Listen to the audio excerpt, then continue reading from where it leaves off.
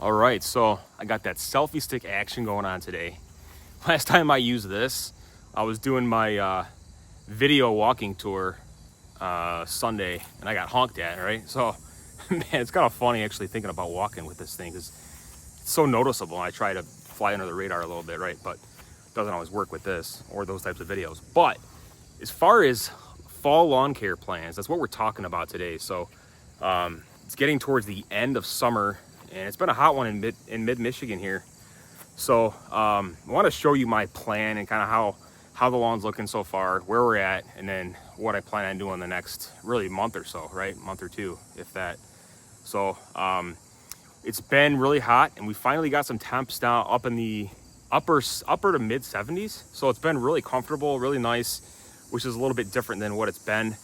And I already started my fall lawn care plan, right? So I'm sure you have thought about this throughout, the season. Even in springtime, you're thinking about fall, right?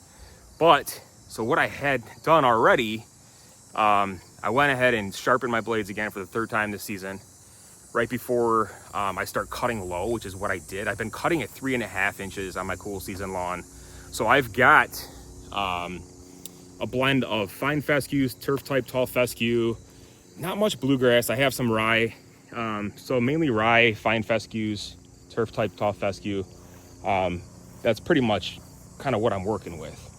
All right, so as far as the backyard, it's about 8,000 square feet of grass, I would say.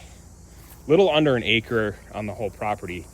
But, so I already sharpened my blades for the third time, and I cut down from 3.5 all summer down to 3 inches. So I did a heavy overlap. You can still see a little bit of clumps here.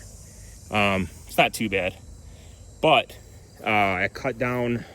I wanted to start early so that I can start manually dethatching some areas, especially in the front where it gets full sun and it's just a lot of dead material that it just takes a beating, right? So I'm going to put down, I don't know, maybe 10 bags of compost.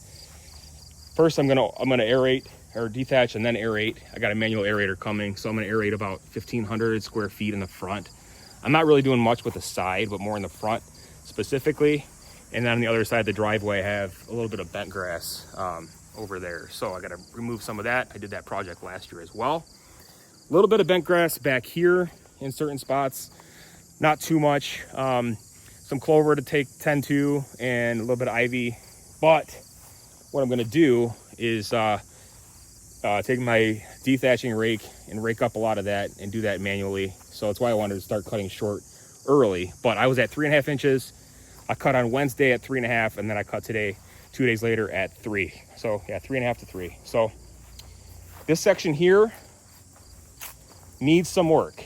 So I did a video on this section recently about why it wasn't growing in very well here. This used to be a pool and above ground pool, so it's really rocky soil here. And I did put some seed in here a couple years ago. It wasn't the best quality seed, but I wasn't really too into lawn care to know exactly what to use. So I kind of learned from experience, which is a great thing. But here I have a lot of weeds growing in, thin bare spots. So you can kind of, even I just weeded this area not too long ago, but there's just a lot of crap here, a lot of thin areas, debris. So it's about 700-800 square feet. So what I'm gonna do is get some of that Ace topsoil. I love that stuff. I did a video on that not too long ago, maybe last year, and super high quality stuff. Love that topsoil. Probably put about 10 bags down. I'm gonna aerate, dethatch, and then put some Twin City seed down, probably some Resilience. I wanna put some turf type tall fescue down, especially on the front, that front corner where I plan on putting seed down.